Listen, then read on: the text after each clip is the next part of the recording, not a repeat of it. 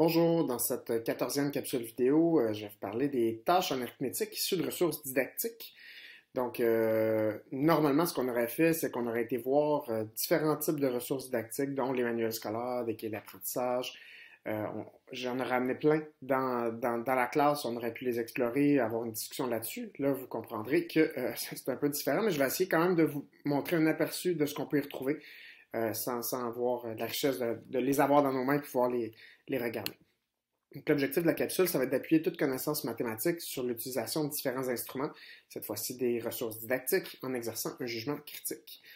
Donc, les ressources didactiques en question, on les retrouve sous diverses collections, donc Grand-Duc, Herpy, Chenelière, NetMath, donc différentes compagnies, et différents formats aussi, que ce soit des manuels papier là, qui sont comme plus rigides, que ce soit des cahiers qu'on va dire plus mous, là, soit des cahiers papier dans lesquels on va écrire directement, ou cahiers version numérique qu'on peut remplir directement à l'aide d'une connexion en ligne ou d'un iPad par exemple. Ou il va y avoir des formats aussi en ligne, là, comme c'est le cas de l'exerciceur en ligne NetMath, par exemple, qui est une plateforme. Puis bon, je ne parlerai pas aujourd'hui des guides d'enseignement, mais tout ce qu'il y a à dire, c'est que pour certaines de ces ressources-là, il y a un guide d'enseignement qui s'accompagne aussi, et c'est pas seulement un corrigé. Des fois, ça va plus détaillé, puis ça indique une durée estimée, des questions de relance, le potentiel de ces activités-là et tout ça.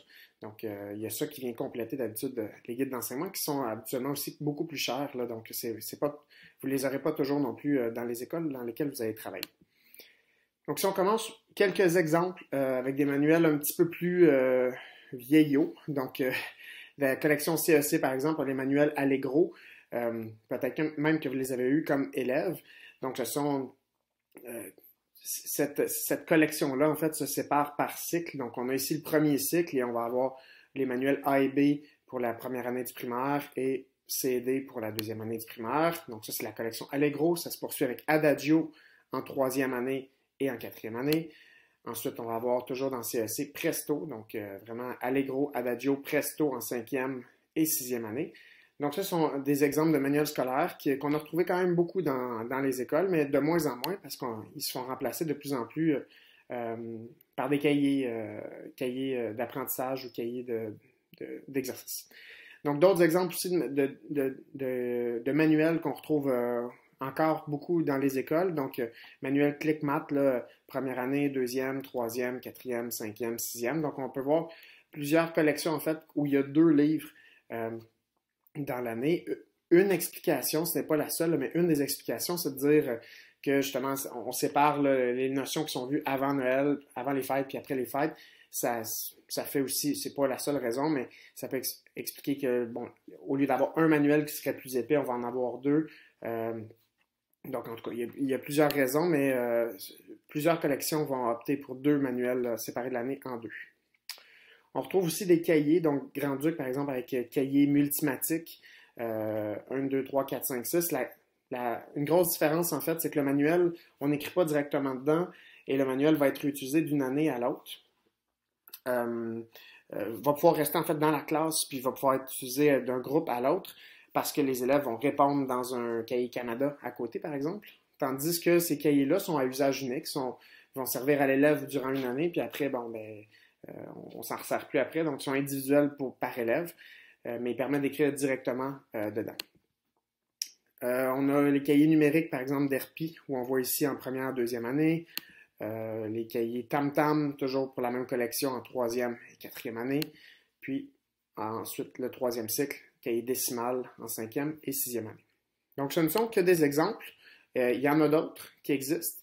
Chenelière, ici par exemple, où on retrouve des cahiers numériques, défis mathématiques, mais qu'on retrouve aussi plus récemment des cahiers, en fait, on les retrouvait d'abord en manuel, puis maintenant on les retrouve maintenant en cahiers numériques, où on peut installer le fichier, par exemple, sur son ordinateur, puis l'utiliser directement après, et annoter, répondre directement dans le cahier. Donc, plusieurs exemples. Il y a NetMath que vous connaissez bien aussi, qui couvre tous les niveaux du primaire. Donc, premier cycle, c'est vraiment nouveau. Là, le premier cycle, c'est le niveau de cette année. Puis, on ajoute à ça secondaire 1, 2, 3, 4. Donc, Et quelque chose que je vous avais pas montré, je vais aller voir avec vous dans le fond la progression des apprentissages dans NetMath. Dans le fond, c'était une question qu'on m'avait demandé, est-ce que les activités sont conformes à la progression des apprentissages? Donc, en cliquant sur le lien, on arrive là où on peut consulter les activités par programme d'études. Et là, on peut aller voir, bon, évidemment, pas juste notre programme au Québec, il y en a d'autres, mais là, celui qui nous intéresse, c'est la progression des apprentissages. On veut aller voir, par exemple, en 5e année du primaire, qu'est-ce qu'on retrouve. Et là, on va voir pour chacun des aspects qu'on retrouve dans la progression des apprentissages, le nombre d'activités qui correspondent. Donc, si je peux aller voir, bon, en sens et écriture du nombre, fractions, les nombres décimaux, les nombres entiers. Donc, vous voyez toutes les activités là, selon chacun des concepts. Et là, opération sur les nombres.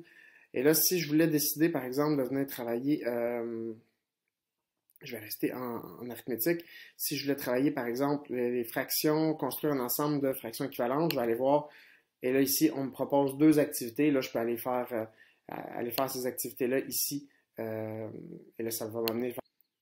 Pardon, je l'ai arrêté. Donc là, ça amène, en fait, après, il faut se connecter, puis ça nous amène directement à l'activité. Donc, si vous avez votre compte, c'est une façon, en fait, comme enseignante, vous pouvez regarder quelle notion à l'étude là, je veux travailler, puis ça propose directement des activités qui sont en lien. Donc, c'est encore plus efficace, je trouve, et plus précis que la fonction recherche que je vous avais montré l'autre fois à l'intérieur, en y allant par mots-clés. Donc là, je vous demanderais, avant qu'on poursuive, je vous demanderais, selon vous, là, dans la plupart des ressources didactiques qui existent, là, ce serait quelle part des exercices au primaire qui est dédiée à l'arithmétique? Donc, on retrouve les différents domaines en mathématiques là, avec la géométrie, la mesure, les probabilités, la statistique. L'arithmétique, là, ça serait quelle part des exercices qu'on retrouverait dans ces ressources-là? Donc, effectivement, c'est le domaine mathématique qui prend le plus d'importance, l'arithmétique, au primaire, donc celui qui prend le plus d'exercices aussi, plus d'activités, situations reliées à ça. Donc, qu'est-ce qu'on retrouve justement dans ces ressources didactiques-là? Bien, il y a différents types d'organisation. Ça peut être organisé par chapitre, ça peut être par la légende dans la table des matières aussi. Donc, au lieu d'être par chapitre, donc par thème, là, le thème chapitre des fractions, par exemple, on pourrait avoir une légende dans la table des matières. On va avoir des fois des leçons. Dans tout le manuel, il va y avoir un certain nombre de leçons. Et là, on pourrait aller voir par une légende que la leçon 37, par exemple, il va y avoir de l'arithmétique et des probabilités, par exemple. Donc, il faut faire attention aussi parce que ces documents-là s'auto-proclament cohérents avec les documents ministériels. Donc, comme on a vu tout à l'heure avec NetMath, ils disent qu'ils suivent très précisément, en fait, chacun des aspects de la progression des apprentissages. Il faut juste rester vigilant hein, parce qu'il n'y a pas de vérification faite par le ministère pour aller voir si c'est vraiment une cohérence. Donc, c'est autoproclamé par les maisons d'édition, les compagnies, tout ça, qui vont dire oui, on s'y appuie dessus, mais il n'y a rien qui valide nécessairement sur le plan du côté du ministère là, que c'est vraiment cohérent. Donc, soyez vigilants. Beaucoup de tâches en arithmétique, comme on a dit, mais puis soyez critiques toujours par rapport aux tâches. On peut retrouver des erreurs dans les corrigés, on peut retrouver des tâches aussi qui sont assez pauvres sur le plan didactique. Donc, soyez critiques, puis on va voir dans la suite comment on peut modifier ces tâches-là. Donc, justement, pour modifier les tâches, ben, on va s'appuyer sur quelques-unes des idées de Dan Mayer. Donc, c'est qui Dan Mayer? C'est un enseignant aux États-Unis qui a aussi fait un doctorat et qui pour lui, il y a un profond besoin là, de faire des mathématiques où il faut s'engager dans une activité mathématique. On ne va pas juste faire des maths sans but, dans le fond. Donc, et une grosse importance reliée à l'idée de chercher des questions et des réponses. Pas seulement les réponses, mais les questions aussi à se poser. Ça amène à réfléchir aussi aux informations dont on a besoin. Parce que pour être capable de trouver la question, c'est ben, quelles informations on aurait besoin pour répondre à cette question-là. C'est aussi une importance à faire des hypothèses. On veut travailler et réaliser un vrai travail dans le vrai monde, puis on va aller faire des hypothèses de quelle pourrait être la réponse, une estimation, etc. Donc, ce qu'il propose, c'est d'enlever des consignes qui sont trop contraignantes pour ensuite les ajouter aux besoins durant la résolution. Puis là, l'image que j'aime bien qu'il fait avec ça, c'est qu'il y a l'espèce de gradateur mathématique là, ou thermostat mathématique. Et il dit, lui, souvent, quand on regarde les manuels, les tâches qu'on retrouve, ben, c'est comme si ça puait les maths. C'est comme si le thermostat est déjà au maximum. Donc, on arrive, on voit ça, ça pue les maths, ça ne nous donne pas le goût d'en faire, tellement c'est trop guidé, il n'y a pas de place pour réfléchir. Donc, lui, ce qu'il propose, c'est de diminuer un petit peu le thermostat mathématique pour enlever ces contraintes-là, pour laisser plus de marge de manœuvre. Et là, on va pouvoir réellement faire des maths, mais sans toutes ces contraintes-là et que ça nous oblige à suivre une structure qui est prédéterminée. Donc, pour aller voir un peu concrètement qu'est-ce qu'il veut dire par ça, ben, voici un exemple, dans le fond, d'une activité qui est modifiée par Dan Meyer. Donc, lui, il dit, quand je regarde ça, je trouve que ça pue les maths. C'est en anglais, mais trouver l'air, en fait, de chaque prisme rectangulaire. Puis là, bon, c'est toujours le même principe, c'est redondant un petit peu. Il y aurait 12 exercices, là, puis on doit faire à chaque fois l'aire du prisme rectangulaire. Et lui, ce qu'il dit à la place, ce qu'il fait comme transformation, ben, ça c'est la version avant, ça c'est la version après. Donc ça ici, je vous poserai la question, selon vous, là, quel changement va être occasionné par l'activité mathématique de l'élève entre la version avant, ici, et la version après? Ça va être quoi la différence pour ce que l'élève doit faire mathématiquement? Donc ici, on peut penser que la version avant, ben, il n'y a pas trop de liberté, il doit appliquer quelque chose qu'il a appris déjà. Donc, quelque chose de très procédural. Il va faire les calculs, tout ça. Donc, c'est ce qui est demandé, puis il n'y a pas trop de place à la réflexion. Après, quand on regarde ça, la première chose qu'on devrait se demander, mais c'est quoi la question? Donc, la première chose qu'il fait, lui, c'est qu'il enlève la question. Et qu'est-ce qu'on remarque aussi, c'est qu'il a enlevé, il a aussi enlevé quelques tâches. Il a gardé les formes sans les dimensions. Et tout ce qu'il a fait, en fait, c'est très facile à faire, c'est qu'il a utilisé des rectangles blanc, dans le fond, qui vient superposer, vient mettre par-dessus pour les cacher temporairement. Et là, ben, la question ensuite qui arrive, c'est ben, justement quelle est la question de la tâche? Qu'est-ce qu'on veut se demander? Et là, on pourrait dire, bon, ben, on pourrait se demander laquelle est la plus longue, laquelle est la plus grosse, laquelle se rapproche le plus d'un cube, et peut-être mener vers la question ici qui est souhaitée, qui est laquelle aurait une heure la plus grande. Ou si on mettait en contexte, on pourrait dire qu'on enveloppe avec du papier d'emballage et que si on y allait précisément et qu'on n'a pas de perte, lequel qui nous demanderait le plus de papier d'emballage. Ce qui nous amène à réfléchir à l'heure. Et là, une fois qu'on s'est posé cette question-là, on va dire, bon, d'accord, on a besoin d'informations, on a besoin des dimensions. Et là, les dimensions qui sont ici, mais qui seraient cachées, il va les faire apparaître progressivement. Et parce que là, on a vraiment eu un besoin de dire, oui, mais là, pour calculer l'air, on a besoin de la longueur, de la hauteur, de la profondeur, on a besoin de ces différentes mesures-là.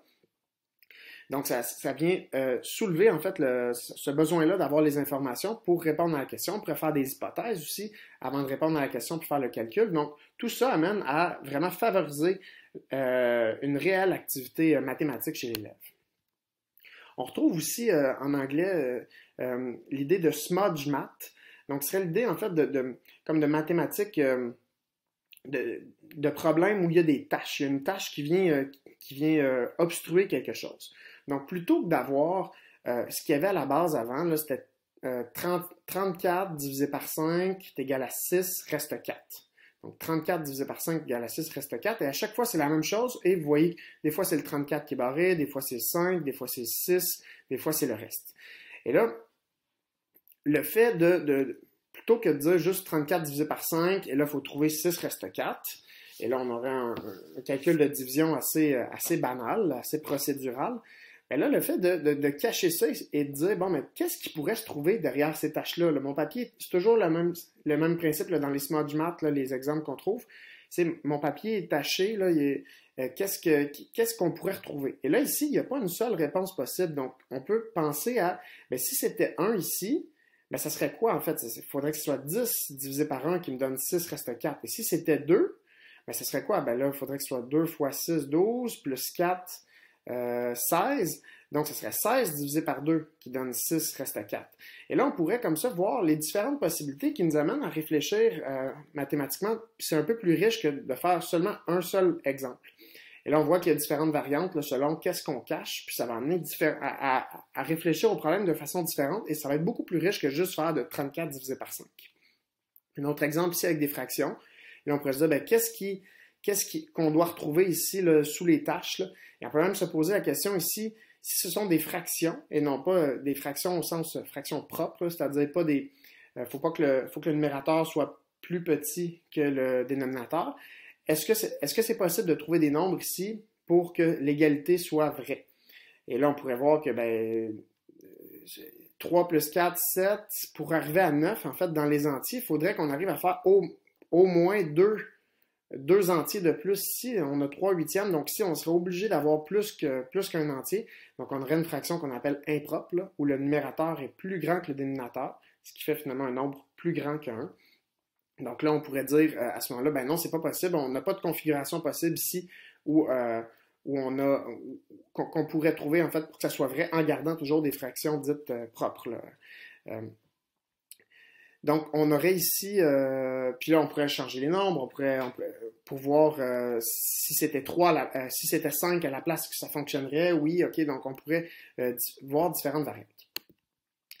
Donc, on va en modifier une tâche. Donc, j'en ai pris une de NetMath, 5e année, l'activité multiplier et diviser des nombres naturels, la deuxième activité, et j'ai pris la page 5. Donc, on a ici, je vous laisse en fait lire la tâche. Il y avait aussi une tâche C normalement, mais j'ai pris ici seulement A et B. Donc, je vous laisse la lire, puis essayez de penser à des modifications de cette tâche-là qui pourraient favoriser l'activité mathématique de l'élève.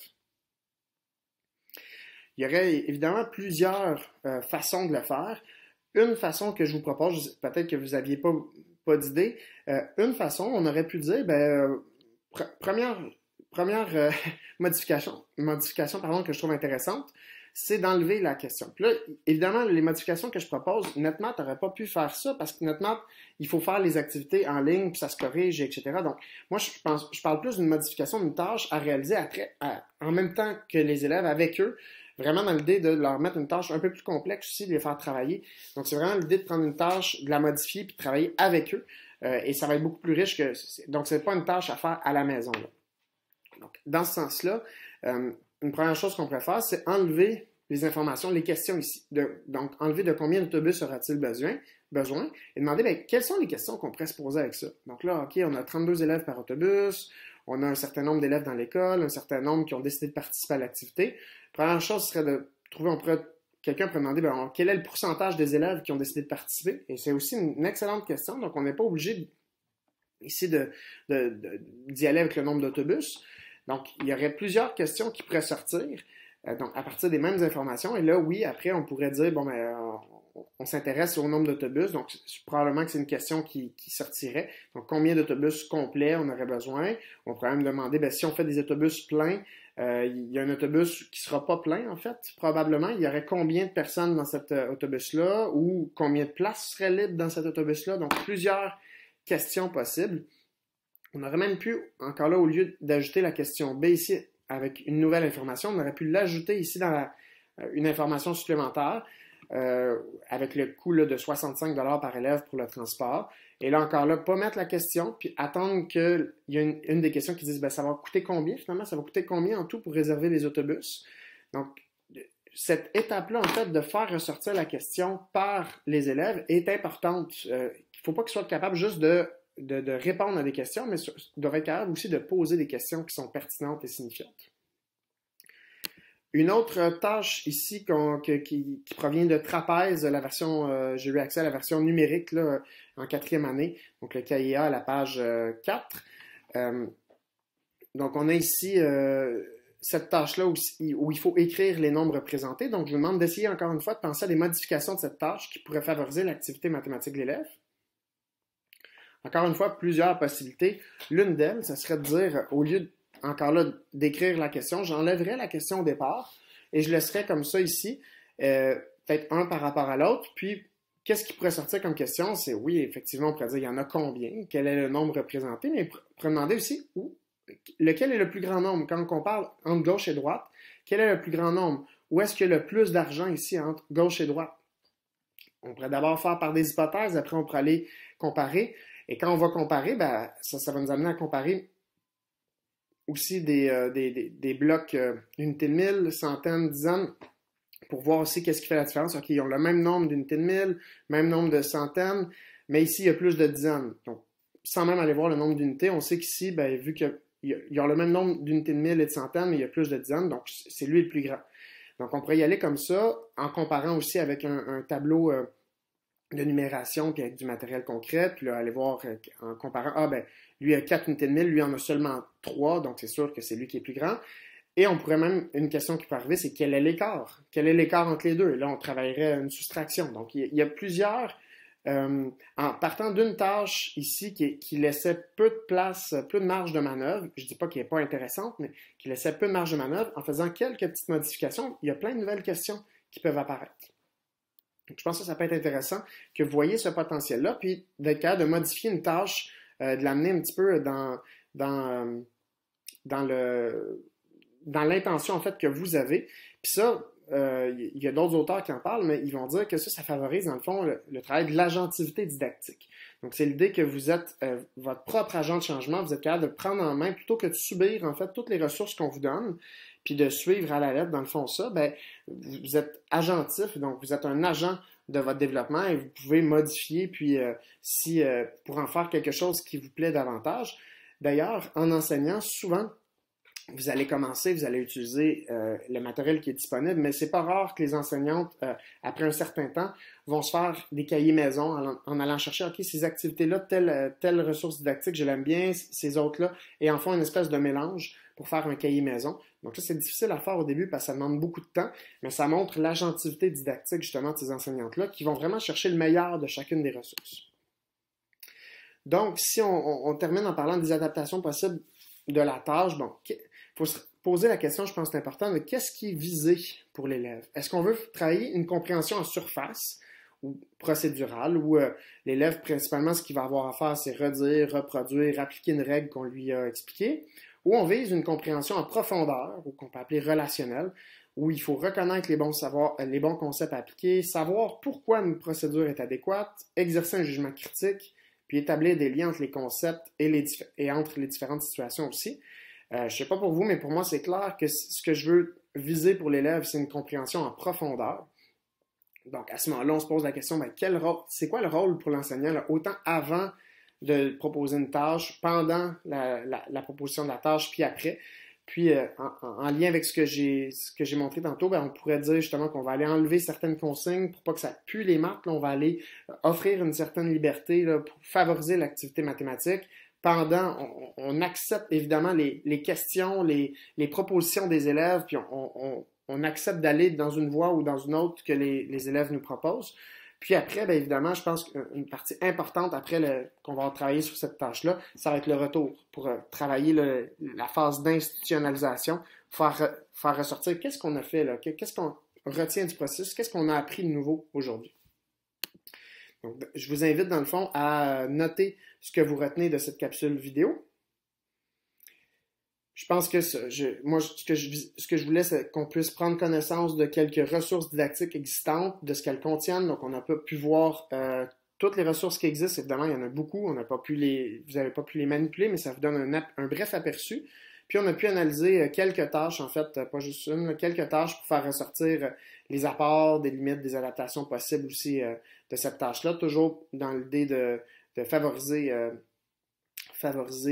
l'activité mathématique de l'élève. Donc, au plaisir d'en discuter avec vous à la prochaine séance de classe virtuelle.